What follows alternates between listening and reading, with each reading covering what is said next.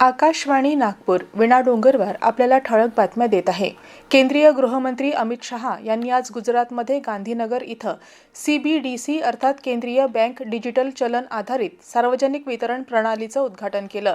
ग्राहक व्यवहार, अन्न आणि सार्वजनिक वितरण मंत्रालयातला भ्रष्टाचार यामुळे संपुष्टात येईल, तसंच गरिबांना अन्न पोहोचणं सुलभ होईल असा विश्वास शहा यांनी व्यक्त केला। अहमदाबाद इथं गेल्या वर्षी झालेल्या एअर इंडियाच्या विमान अपघाताबाबत परदेशी माध्यमांनी केलेल्या दाव्याचं केंद्रीय नागरी विमान वाहतूक राज्यमंत्री मुरलीधर मोहोळ यांनी खंडन केलं आहे।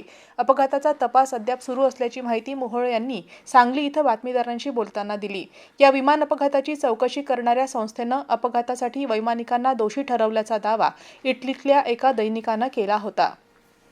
बांगलादेशात नवनिर्वाचित सरकारचा शपथविधी येत्या 17 फेब्रुवारी रोजी होणार असून या समारंभात सहभागी होण्यासाठी भारत, चीन, पाकिस्तानसह 13 देशांच्या प्रमुखांना निमंत्रित करण्यात आलं आहे।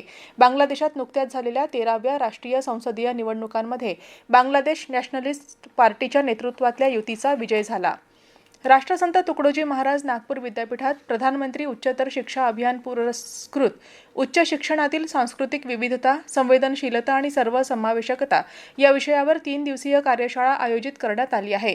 कार्यशाळेचं उद्घाटन औषधी निर्माण शास्त्र विभागातील डॉक्टर AK डोरले सभागृहात उद्या दिनांक 16 फेब्रुवारी रोजी सकाळी 11 वाजता कुलगुरू डॉक्टर मनाली क्षीरसागर यांच्या हस्ते होणार आहे। महाशिवरात्रीचा उत्सव आज सर्वत्र भक्तिभावानं साजरा होत आहे।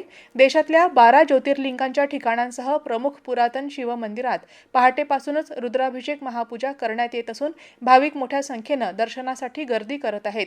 राज्यात परळी वैजनाथ, औंढा नागनाथ, वेरूळच्या घृष्णेश्वर तसंच नाशिक जिल्ह्यात त्र्यंबकेश्वर या ज्योतिर्लिंगांच्या स्थानांवर दर्शनासाठी देशोदेशाहून आलेल्या भाविकांची गर्दी झाली आहे।